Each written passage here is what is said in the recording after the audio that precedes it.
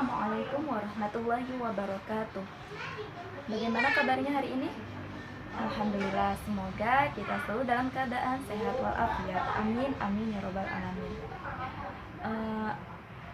Alangkah baiknya sebelum kita memulai pembelajaran hari ini, mari kita berdoa bersama-sama terlebih dahulu. Bismillahirrahmanirrahim.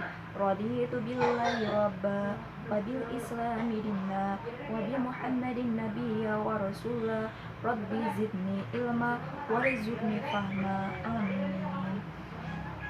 Baik, Ibu absen terlebih dahulu ya. Hari ini siapa yang tidak hadir? Alhamdulillah hadir semua ya hari ini. Baik, jadi pertemuan kali ini kita akan membahas tentang bugot. Ada yang tahu bugot itu apa? Oke, jadi bugot atau pemberontakan dalam pengertian syara adalah orang-orang yang menentang atau memberontak pemimpin Islam yang terpilih secara sah. Tindakan yang dilakukan bugot bisa berupa memisahkan diri dari pemerintahan yang sah, membangkang pemerintah pemimpin, atau menolak berbagai kewajiban yang dibebankan kepada mereka. Adapun menurut Al-Qurtubi mendefinisikan bugot sebagai keluarnya sekelompok orang untuk menentang dan menyerang imam yang adil, yang diperangi setelah sebelumnya diserukan untuk kembali atau rujuk kepada ketaatan. Seseorang bisa dikatakan bugot dan dikenai had bugot jika beberapa kriteria ini melekat pada mereka. Yang pertama, memiliki kekuatan, baik berupa pengikut maupun senjata. Yang kedua, memiliki takwil atau alasan atas tindakan mereka keluar dari kepemimpinan imam atau tindakan mereka menolak kewajiban. Yang ketiga, yaitu memiliki pengikut yang setia kepada mereka. Yang keempat, yaitu memiliki imam yang ditaati. Nah, adapun tahap-tahap menghadapi kaum bugot, yaitu pertama, mengirimkan utusan untuk mengetahui mengapa mereka memberontak.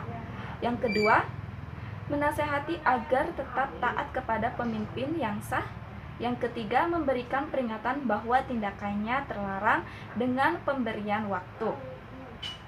Yang terakhir yaitu jika tetap tidak mau taat, maka tindakan terakhir adalah diperangi sampai mereka sadar dan taat kembali. Status hukum pelaku bugot. Nah, untuk kalangan bugot tidak dihukumi kafir, namun hukuman bagi pelaku bugot yaitu diperangi. Sebagaimana dalam Al-Quran menegaskan dalam surat Al-Hujurat ayat 9, yang artinya, dan apabila ada dua golongan orang-orang mukmin berperang, maka damaikanlah antara keduanya. Jika salah satu dari keduanya berbuat zolim terhadap golongan yang lain, maka perangilah golongan yang berbuat zolim itu, sehingga golongan itu kembali kepada perintah Allah. Jika golongan itu telah kembali kepada perintah Allah, maka damaikanlah antara keduanya dengan adil, dan berlakulah adil. Sungguh Allah mencintai orang-orang yang berlaku adil. Quran Surat Al-Hujurat ayat 9.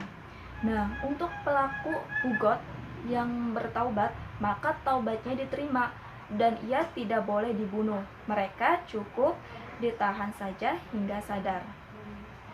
Adapun hukum memerangi bugot dan batasannya, para ulama membagi perang terhadap kaum bugot dalam dua kategori. Yang pertama, bugot wajib diperangi. Yang kedua, bugot mubah atau boleh diperangi. Nah, mereka yang hukumnya wajib diperangi adalah yang melakukan salah satu dari tindakan berikut. Yang pertama, menyerang wanita dalam kawasan Ahlu al-Adli, yaitu satu perkampungan di mana masyarakat sipil biasa hidup. Yang kedua, mengambil bagian dari Baitul Mal kaum muslimin secara tidak sah. Yang ketiga, tidak mau menyerahkan hak yang telah diwajibkan atas mereka.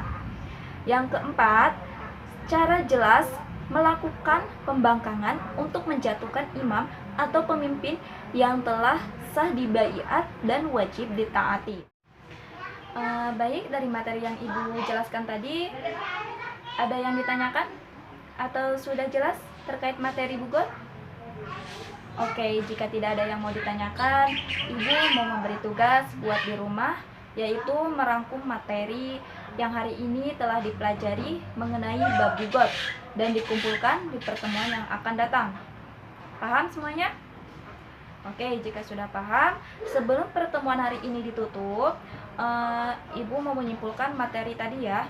Jadi, bugot atau pemberontakan adalah orang-orang yang menentang atau memberontak pemimpin Islam yang terpilih secara sah. Nah, kalangan bugot tidak dihukumi kafir, namun hukuman bagi pelaku bugot yaitu diperangi. Nah, pelaku bugot yang bertaubat, maka taubatnya diterima dan ia tidak boleh dibunuh. Mereka cukup ditahan saja hingga sadar. Nah, adapun hikmah adanya hukuman bagi pelaku bugot, yang pertama, memberikan pemahaman bahwa jika terdapat perbedaan pendapat terkait dengan jalannya pemerintahan, maka harus disalurkan dengan cara-cara yang benar. Yang kedua, seseorang atau sekelompok organisasi akan memahami betapa hukum Islam benar-benar melindungi kedaulatan negara yang sah secara hukum. Yang ketiga, menghindarkan manusia atau sekelompok organisasi dari berbuat kesemena-menaan yang tidak melewati jalur konstitusi yang diikuti oleh negara. Oleh karena itu, pemberontakan sangat berbahaya bagi keutuhan suatu bangsa dan negara yang sah. Yang keempat, memberikan efek jera terhadap pelaku bugot agar tidak memberontak dan dapat kembali taubat serta mengakui negara yang sah secara konstitusional dan hukum Islam. Yang kelima, yaitu memberikan pemahaman bahwa jika terdapat perbedaan pendapat terkait dengan jalannya pemerintahan, maka harus disalurkan dengan cara-cara yang benar. Sekian pembelajaran hari ini, semoga ilmunya bermanfaat. Amin amin ya robbal alamin. Mari kita tutup dengan bacaan hamdalah. Alhamdulillahi rabbil alamin. Wassalamualaikum warahmatullahi wabarakatuh.